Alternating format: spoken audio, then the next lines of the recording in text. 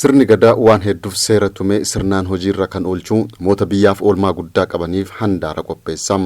Gootummaa qabaniin beekaa fi arjaadhaaf sirni gadaa akka harki bal'atuuf sirna heddii darbannaa qopheessam. Yeroo kanatti qe'ee nama jabaa kanaaf heera tumuun akka kabajamaluuf argatu godhu.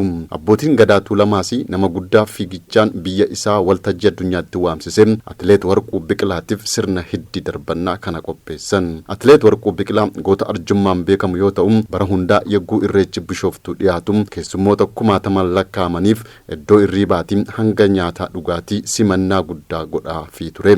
Sirna gadaa cimsuufis abbootii gadaa simachuuf gaaf tokko addaan kutee hin beeku. Heddii darbannaan kunis kabaja qe'ee sanaaf dabala jedhan abbaan gadaa Tuulamaa Goobanni Hoolam. Nama heddii darbaniitu jira. Kooluu qe'eesaa kabaja qe'eesaa san jechuudha. Kooluu kabaja qe'eesaa saniif nama heddii darbaniiftu jira. Kabaja qe'eesaa san jechaan kan darba heddii shaniititti darbamu jira. Kan darba heddii sadiititti darbamu jira. Kan darba heddii takkaatitti darbamu jira.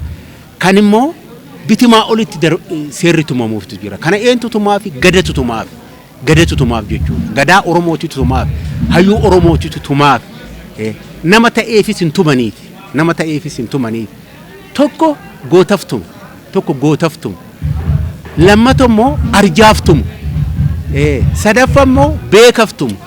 Akka qe'een isaa sun kabaja argatu. Arjaa biyyaaf oolmaa guddaa qabu kanaaf tumsatu barbaachisas jedhaniiru. Handaarii kana haa ta'u, hirpha haa ta'u, wareega haa ta'u, akka naanaqu. Tiyya qofaa fi muti. Tiyya qofaa fi muti. Ummata Oromoo ittiin tajaajiluuf. Rakkataa ittiin oolchuuf. Rakkataa sabaaf sablammii ittiin oolchuuf. Kanaaf amma sirni darbaa heddii jalatti kana qaba jechuudha.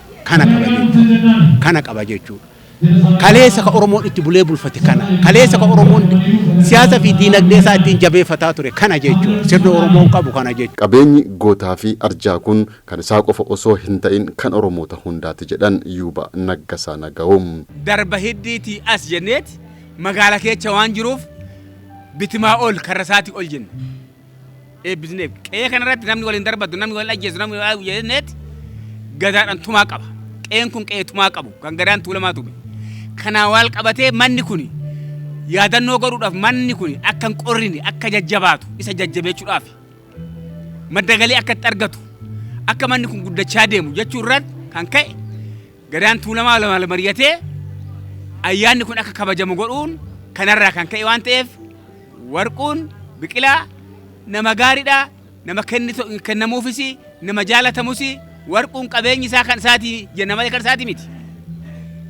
Kan uummata Oromoo Tuulamaati.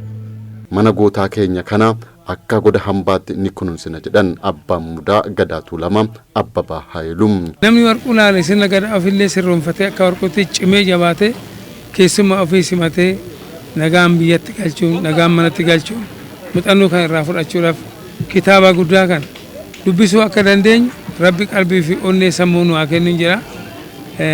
Kana badhaadhaa galatooma. Goota akkanaa cinaa dhaabbachuun dirqama hunda keenyaati jedhan abbaan gadaa Rattaa Yaa'iin. Atileetiin kun goota Oromooti. Goota keenya immoo jajjabeeffachuun waanuma aadaadha. Aadaan Oromootu hirpha qaba. Gadaanis kanuma lallabde. Kanaaf bitaa mirgaa walitti baay'ee har'a Oromoon guutuun akkuma argaa jirtan hirpha godhaa jiran mana kanaaf. Hiriyoonni Atileet Warquu Biqilaas cidha isaa kanarratti argamuun keessummoota dhufan waliin tumsa cimaa godhaa jiraachuu ibsum. Inni fiigichaan wajjin deemnee jirra. Biyya alaallee wajjin deemnee innis baay'ee cimaa ture garuu.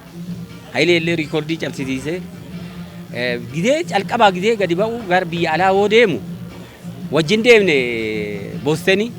Midhaanii miti, ganzabaa miti. Oduu nama kan cuffadhu nyaadhu ittiin illee nama kennu.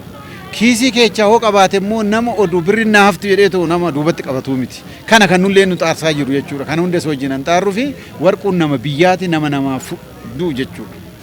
Atileet Warquu Biqilaas hiriyootaa fi keessummoota isaa kanaaf galateeffannaa dhiyeessaniiru. Uummata asitti immoo anaaf gadaadhaaf Oromoof jettanii as dhuftan kun immoo uummanni keenya sabni keenya qulqulluu keenya ammallee ulfinna isin haa ga'u kabajni isin haa ga'u maalan jedha waaqumti Oromoo kun isin haa eebbisu uummata kiyya. Kanuma jenna safuun karaamaan waa'een keenya isin haa eebbisu. Isinin jaaladha saba koo uummata koo isinin jaaladha. Horaa bulaa nu jiraadha walii yaa jiraannu nu jiraadha walirraa bareenna.